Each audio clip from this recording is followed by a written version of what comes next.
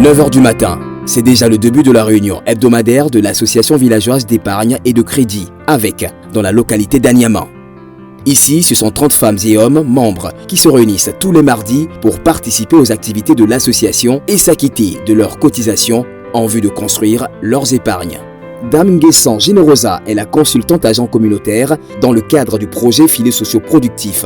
Son rôle est d'accompagner les bénéficiaires du projet et membres des associations dans la gestion de leurs allocations et la création de revenus à travers les formations, les réunions et les mesures d'accompagnement mises à la disposition des agents communautaires par le gouvernement ivoirien.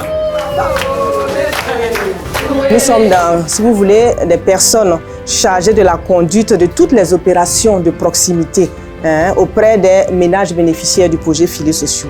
Donc, dans ce cadre, nous faisons l'encadrement. Nous faisons l'accompagnement, nous faisons des sensibilisations, nous faisons aussi des formations. La gestion du budget familial, les bénéficiaires ont reçu cette formation. Ils ont reçu la formation sur la création des AGR. Ils ont reçu aussi la formation, naturellement, sur les AVEC et puis les compétences de vie. Je suis ménagère, mais enfin, j'ai fait la glace. Mais avec, au fur et à mesure, mes frigos sont devenus beaucoup. Et puis, je livre la glace. Je suis contente.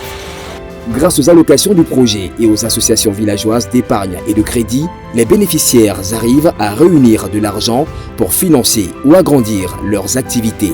C'est le cas de Damalo Chak Anne qui fabrique et commercialise de l'atiéké. Avant, quand je faisais l'atiéké, je ne faisais pas beaucoup parce que je n'avais pas l'argent pour faire beaucoup. Donc j'ai commencé un peu. Et maintenant, quand Soto Filet est venu, maintenant l'argent là, projet là, c'est l'argent là que j'ai pris pour faire. Maintenant, c'est devenu beaucoup comme ça. J'ai pris aussi pour faire conteneur de mon enfant, et faire cheveux. Bon, j'ai pris aussi pour augmenter mon commerce. Et mon commerce est devenu beaucoup pour moi. Sur la parcelle de terre qu'elle loue, nous retrouvons Maman Sidibé Karidja. Elle est bénéficiaire du projet Filets sociaux et membre active de l'association AVEC de sa localité. Aujourd'hui, elle cultive des feuilles de patates sur cette terre et les commercialise pour prendre en charge sa famille et s'occuper de son mari malade.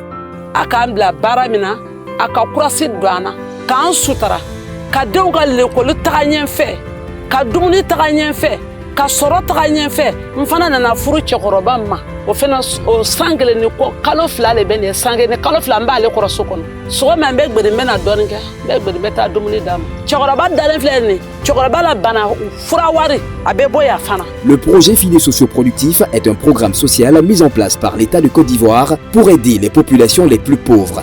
Les ménages ciblés bénéficient d'un appui financier de 36 000 francs CFA par trimestre non remboursable pendant 3 ans. L'objectif, ce n'est pas de leur donner de l'argent pour leur donner de l'argent.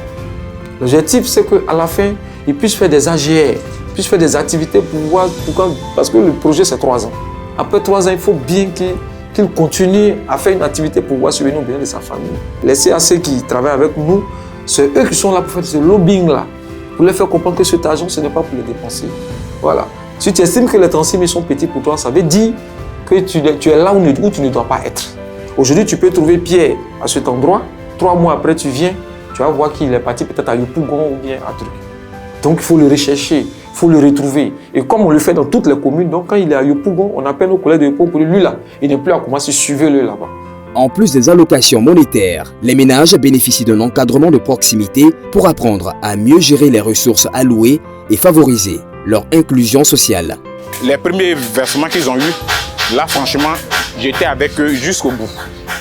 Je voulais voir ce qu'ils faisaient avec l'argent, je voudrais voir qu'est-ce qu'ils ont réalisé et chaque jour j'étais avec eux, chaque jour j'étais avec eux. Il y en a qui te disent comme ça que les 36 000 là, c'est quoi? Ça peut faire quoi? Mais quand tu prends au moins dans le lot, tu touches certains et puis tu les pousses jusqu'à ce qu'ils arrivent. Quand ils arrivent, les autres voient. C'est maintenant qu'ils voient que, donc avec 36 000, je peux faire quelque chose.